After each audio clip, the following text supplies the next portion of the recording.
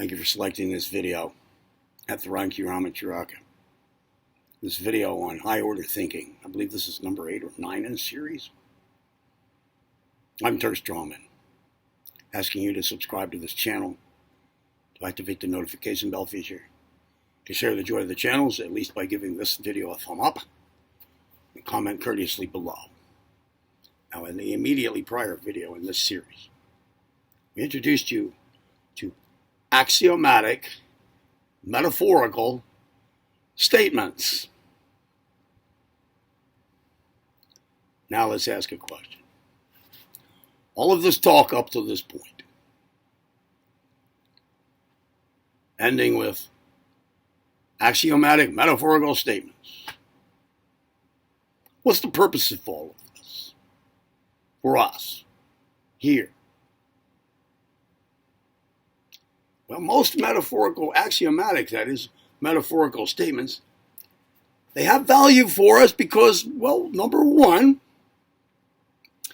they give us constructive and memorable guidelines for assessing relationships among things in our lives. We've hinted at that earlier. So let's pull this together and be more concise now. What's the purpose of all this talk here? Again, most axiomatic metaphorical statements have value for us because they, number one, they give us constructive and memorable guidelines for assessing relationships among things in our lives. Okay? Those relationship assessments, then, we may use in various different ways for ourselves. But what we're interested in, how these relationship assessments among things in our lives may help us move away from consciousness hijacking in the world and away from perception deception. Remember, we talked about that too. Away from those, but also then toward mastery of self by self, toward mental discipline, toward our personal evolvement and the establishment of true selfhood. All right. Another way, and we can do that. That's the purpose for this talk. Okay, that's one. Okay, one way that we're arriving at the purpose for all this talk. Most axiomatic metaphorical statements also have value for us also because these relationship assessments, then we can actively apply them toward the betterment of our general intelligence. I said a moment ago, apply to various things for ourselves. One is toward the betterment of our general intelligence, toward our ability to assess life affairs, the betterment of our ability to make decisions, betterment of our actions, our emotions, and so forth. Again, those in the directions of movement away from consciousness hijacking and perception deception, towards self-mastery, mental discipline, personal involvement, and true selfhood.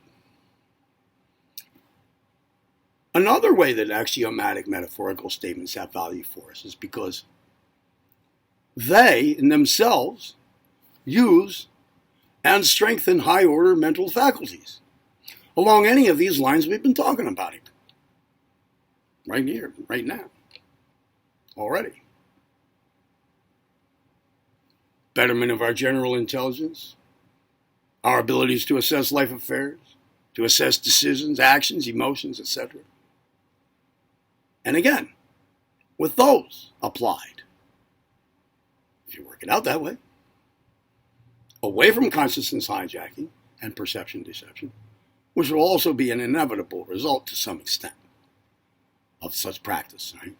And towards self-mastery, mastery of self by self, mental discipline, personal involvement, and the establishment of true selfhood. This is why all this talk here.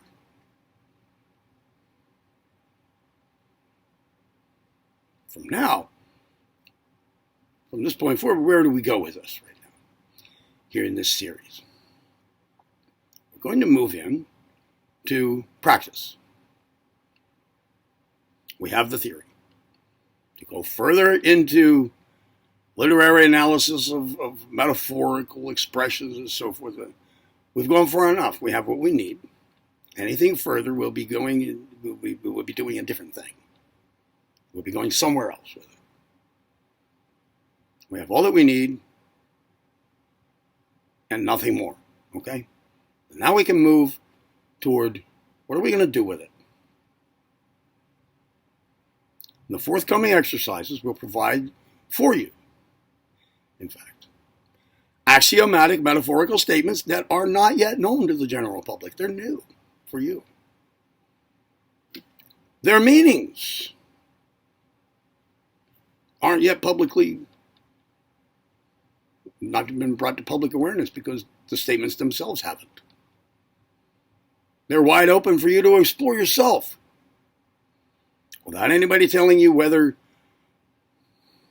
your results of such explorations into these and their meanings and how they work, how they refer, etc., what relationships among events in your lives they may relate with, help you assess things better, to the betterment of your own general intelligence, life affairs, decisions, actions, and how they instrument and may orchestrate your movements away from consciousness hijacking and perception deception and all the rest here. They're wide open for you to explore for yourself without anybody telling you whether your results in these directions that I just went over again are accurate.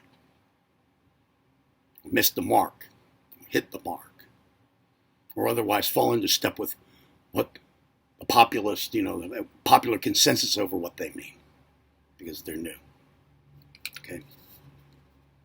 The exercises will provide for you the opportunity to participate creatively in what these axioms mean to you and for you by employing your higher order thinking skills, capacities, etc.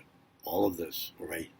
Now, this not only helps you to develop your faculty of creative thinking, to participate creatively in what the axioms mean to you and for you, it also enhances your chances of recalling your results of these considerations in applications to your life as relevant circumstances arise in your life. You creatively participate here, and your chances of remembering these considerations as relevant circumstances arise in your life, that's increased. And your creative participation furthermore increases your personal interest in applying these results when such circumstances do arise, okay?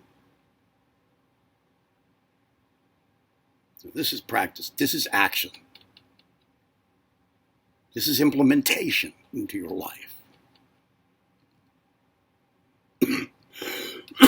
So while most self-help material gives you better living guidelines that someone else created, axiomatic metaphorical statement exercises for your personal involvement, like this right here,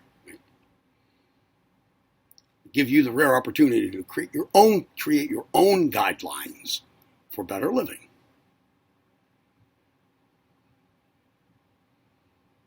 All that you get from your outside world is these statements themselves, axiomatic metaphorical statements. Then you take them from there, interpreting them, rewording them, applying them, and more, according to the structure I will provide for you to follow. The sequence of events, that actions on your part. And in the end, then, see, it's all yours. In the next video, we're going to talk about bearing things in mind and a few things to bear in mind as you do the exercises, and then we'll give you the instructions for the first exercise, the first statement. Do you like the way this is going? Give it a thumb up. Share the joy of the channel with others. Give it a thumb up. Subscribe to the channel. Give the video a thumb up. Activate the notification bell feature. Give the video a thumb up. Comment courteously below. Give the video a thumb up. Thank you for selecting this video on High Order Thinking. See you in the next one. This is the Ranki Ramacharaka. And I'm Turk Strongman.